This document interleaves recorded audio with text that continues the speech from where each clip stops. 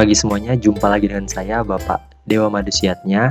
Nah, kali ini kita bakalan belajar tentang prakarya.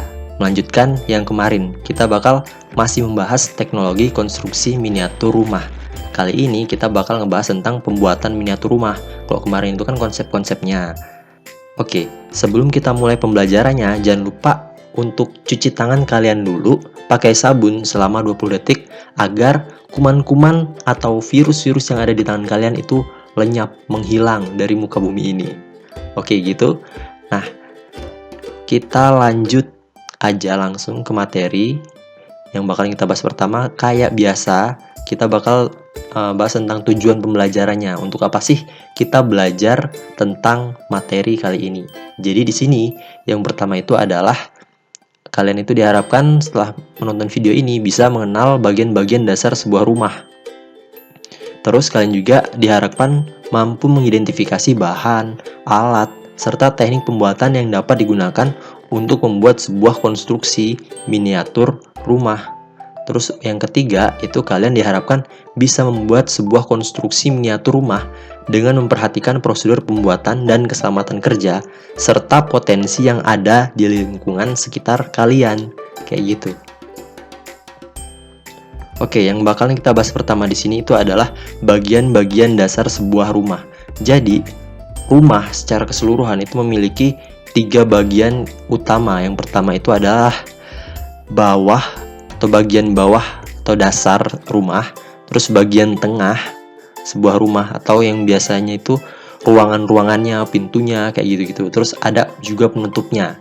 Nah, 3 bagian penting ini harus dimiliki oleh setiap rumah. Coba kalian bayangkan, ada rumah nggak ada atapnya. Kalau misalkan hujan kehujanan, panas kepanasan, kayak gitu. Pokoknya ini 3 bagian ini merupakan bagian paling penting dari sebuah rumah, kayak gitu ya. Oke, jadi yang bakal kita bahas di sini adalah bagian bawah atau dasarnya. Jadi bagian ini namanya juga bagian bawah ya. Adanya itu di bagian bawah atau biasa juga disebut sebagai lantainya. Jadi lantai sebuah rumah itu bisa terbuat dari macam-macam bahan. Yang pertama, yang paling sederhana itu adalah dari tanah. Jadi nggak pakai apa-apa, ya udah tanah aja gitu.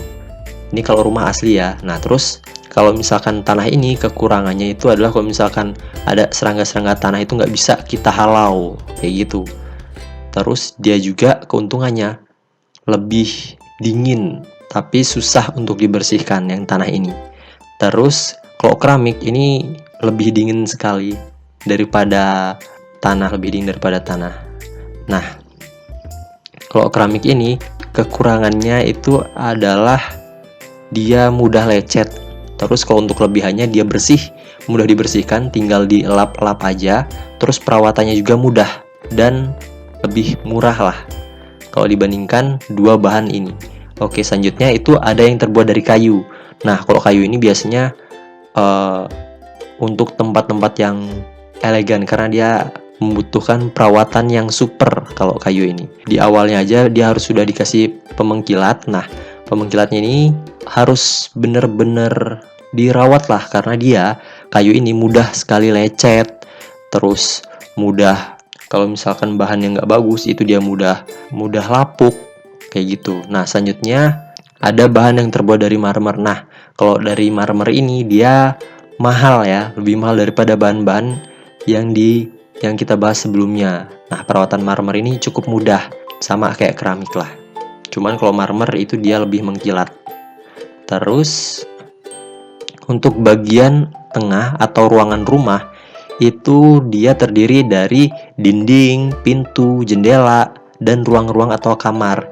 Nah, idealnya rumah itu punya 5 ruang utama. Kayak misalkan ruang tamu, kamar tidur, ruang keluarga, kamar mandi, dan dapur. Tapi kalau untuk rumah-rumah modern zaman sekarang itu biasanya ruang keluarga dan ruang tamu itu digabung kayak gitu karena keterbatasan lahan. Nah, untuk ruang tamu ini contohnya, biasanya ruang tamu itu dia punya kursi-kursi yang melingkar. Jadi untuk tamu kalau misalkan datang dia langsung masuk ke ruang tamu. Biasanya ruang tamu itu adanya di depan. Terus kamar tidur pasti ada tempat tidurnya kan ya. Terus kamar mandi biasa untuk mandi kayak gitu. Terus kalau misalkan dapur Ini dapur yang udah modern, dia pakai kitchen set ini, kitchen set. Nah, di dapur ini yang paling utama itu adalah harus ada kompor ini, gitu. Karena buat masak kan dapur, kalau dapur nggak ada kompornya, kayak taman tanpa bunga lah istilahnya. Oke, kita lanjut ke bagian atas atau penutup rumah. Jadi fungsinya itu bagian atas penutup ini untuk melindungi ruangan-ruangan yang ada di bawahnya, menahan radiasi panas berlebihan. Jadi kalau misalkan kita panas, nggak kepanasan. Kalau misalkan kita hujan juga nggak kehujanan. Nah, terus juga kalau misalkan angin kenceng lewat gitu, itu bisa ketahan. Nah, debu-debunya juga bisa ketahan. Terus bagian atas itu biasanya terdiri dari atapnya sendiri, genteng, seng, asbes, kayak gitu. Tapi kalau misalkan untuk asbes itu kurang rekomendasi ya, karena kalau asbes dalam jangka waktu yang panjang bisa menyebabkan kanker. Jadi asbes itu berbahaya. Terus ada ring balok. Ring balok itu kayak gini nih.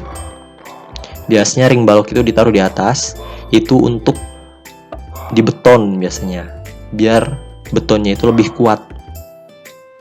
Terus ada juga plafon itu yang biasanya ada di langit-langit itu, bisa dari gipsum atau dari plastik PVC, macam-macam lah, sekarang jenisnya banyak banget. Nah, biasanya supaya lebih bagus, itu plafon itu dikasih kayak semacam lubang kayak gini, terus dikasih lampu supaya ada ambience-nya, jadi ada cahaya-cahayanya kayak gini nih.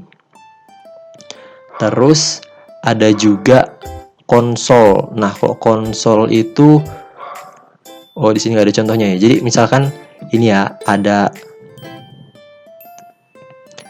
atap lah. Nah, konsol itu dia nekuk kayak gini. Set. Fungsinya itu biasanya untuk nahan langit-langit. Itu namanya konsol. Terus kalau misalkan selasar itu mungkin kalian tahu lah ya, yang biasanya di pinggir-pinggir rumah itu kan ada atap-atap yang untuk tempat duduk-duduk biasa lah di pinggir-pinggir itu, kayak misalkan di pinggir-pinggir terasnya kayak gitu. Nah, itu disebut sebagai selasar. Nah, terus pergola. Nah, ini pergola nih. Pergola itu adalah tempat santai, biasanya tuh dia ada di luar rumah, jadi kayak hiasan outdoor gitu. Nih, ini yang disebut sebagai pergola. Oke, kita lanjut. Nah, di sini alat dan bahan apa saja sih yang bakal digunakan untuk membuat suatu konstruksi miniatur rumah? Jadi, alatnya yang kita pakai itu ada penggaris, ada gunting, ada cutter, terus ada kuas. Nah, udah pakai gunting, kenapa sih harus pakai cutter lagi? Karena gini, kalau misalkan pakai gunting aja itu biasanya suka nggak lurus. Nah, makanya perlu dipakai penggaris dan cutter supaya potongan yang kalian buat itu benar-benar lurus. Atau bisa juga cutter itu untuk menajamkan kayu atau stick-stick buat motong stick gitulah. Nah, terus bahan-bahan apa aja yang bakal dipakai itu adalah contohnya kayak misalkan styrofoam, atau bisa juga pakai kardus, korek api, stick es krim, karton juga bisa. Terus triplek juga bisa. Nah, supaya bisa nempel satu bagian dengan bagian yang lain itu perlu digunakan perekat. Nah, perekatnya itu adalah lem.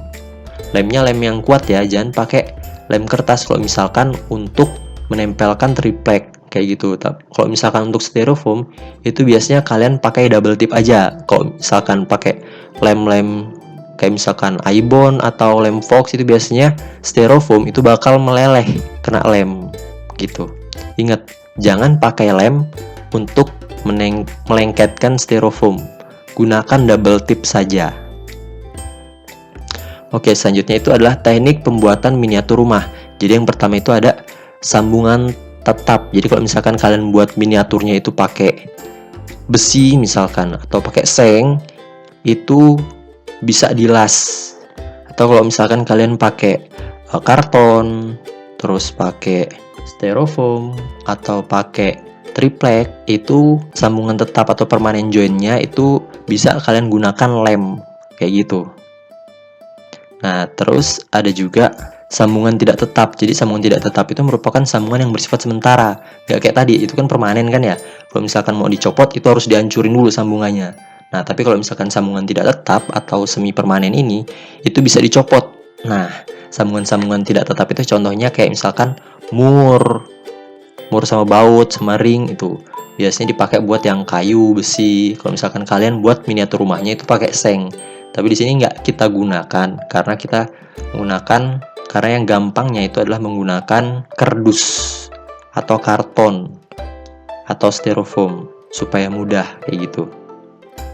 Nah, selanjutnya gimana sih cara membuat rancangan konstruksi miniatur rumah? Yang pertama, kalian buat dulu nih sketsanya atau rancang bentuknya. Nah, untuk memudahkan kalian membuat sketsanya, kalian bisa menggunakan pertanyaan-pertanyaan di sini. Yang pertama itu ada, apa konsep rumah yang akan kamu buat? Jadi konsepnya itu kayak mana yang mau kamu buat? Apakah mau buat konsepan rumah pohon, atau rumah sederhana, atau rumah perum gitu kan? Terus bagaimanakah bentuk rumah tersebut? Misalkan bentuknya mau kotak-kotak kayak gitu, atau misalkan mau buat rumah yang bentuknya kayak piramida atau kayak candi Borobudur gitu kan. Itu harus kalian tentukan juga. Nah, terus berapakah jumlah lantai yang ada pada rumah tersebut? Misalkan kalian membuat 1 lantai aja lah biar gampang, atau misalkan buat 2 lantai biar gampang. Nah, terus nomor 4, bagaimanakah bentuk atap yang akan digunakan? Apakah misalkan atapnya itu lurus atau atapnya itu miring, atap kayak genting gitu miring? Itu gimana? Nah, itu harus kalian tentukan dulu. Terus, bagaimanakah bentuk jendela, pintu, dan lantai yang akan kalian buat? Jadi misalkan bentuknya yang sederhana aja, atau misalkan kalian membuat pintu yang ada ukir-ukirannya gitu, boleh. Terus berapa ruangan yang ada di dalamnya? Misalkan kalian buat ada 2 kamar, 1 kamar mandi, 1 dapur, terus 1 ruang tamu, itu bisa.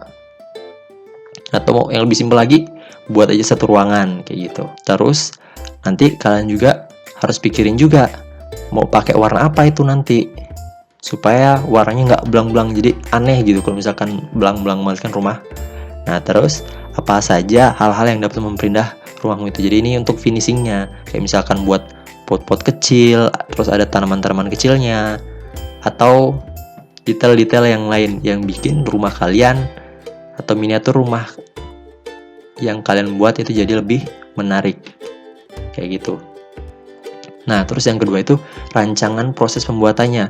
Jadi selain rancangan yang berupa sketsa yang tadi kita bahas itu, rancangan proses pembuatan pun perlu dibuat agar kegiatan produksi miniatur rumah yang kita lakukan ini lebih terarah. Rancangan ini bisa meliputi rancangan alat dan bahan yang digunakan, serta langkah kerja pembuatannya sesuai dengan gambar sketsa yang telah dibuat sebelumnya. Nah, terus waktunya mau kapan kalian buatnya juga itu harus kalian tentukan. Misalkan mau buat 2 hari ini 2 hari ini harus sudah beres kayak itu. Nah, itu pastinya itu harus sudah kalian tentukan terlebih dahulu. Terus membuat konstruksi miniatur rumah. Yang pertama kalian harus menyiapkan alat bahannya dulu. Jadi semua alat kalian kumpulin dulu, bahannya kalian kumpulin dulu sesuai dengan sketch yang udah kalian buat tadi atau rancangan yang udah kalian buat tadi. Nah, terus baru mulai membuat miniatur rumah berdasarkan rancangan yang sudah kalian buat tadi. Nah, adapun hal-hal yang juga harus diperhatikan dalam tahap proses pembuatan konstruksi miniatur rumah itu adalah alas maketnya nih, alasnya. Alasnya ini itu harus sudah kalian tentukan, apa kalian mau pakai triplek atau mau pakai kardus aja atau mau pakai styrofoam kayak gitu. Terus lantainya mau pakai apa nih? Mau disamain atau dibedain kayak gitu. Terus dindingnya, atapnya juga harus kalian perhatikan. Terus kalau udah, baru kalian warnai. Setelah diwarnai, barulah kalian pasang kayak gitu.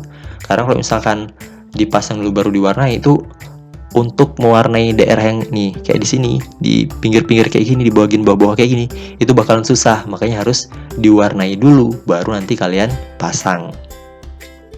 Nah, akhirnya kalian melakukan penyelesaian akhir finishing. Kayak misalkan di sini kalian pasang pot bunga yang sudah kalian buat kecil, mini pot bunga lah gitu. Atau di sini kalian buat aglonema gitu kan, lagi ngetren kan aglonema atau janda bolong gitu. Nah, ini adalah salah satu contoh yang sudah selesai yang menurut saya simple tapi bagus nih. Ini dari pohon biasa terus ditempel daun-daunan mainan yang biasanya dijual di aquascape. Terus ini dari kardus bagian dalamnya, terus ini dari stick es krim. Nah, terus ini dari kardus juga. Ini juga stick es krim. Terus ini dari korek nih. Nah, terus ini adalah kardus juga sama, tapi dia dicat, terus dikasih bulir-bulir pasir di atasnya supaya lebih terlihat seperti nyata kayak gitu. Nah, oke. Sekian saja pembelajaran hari ini. Semoga apa yang sudah saya sampaikan bisa bermanfaat untuk kalian. Siapa tahu aja kan ya, kalau misalkan hasilnya bagus bisa kalian jual nih. Nah, itu pasti bakalan laku lah kalau misalkan kalian pintar dalam marketingnya. Oke, sekian dari saya, terima kasih.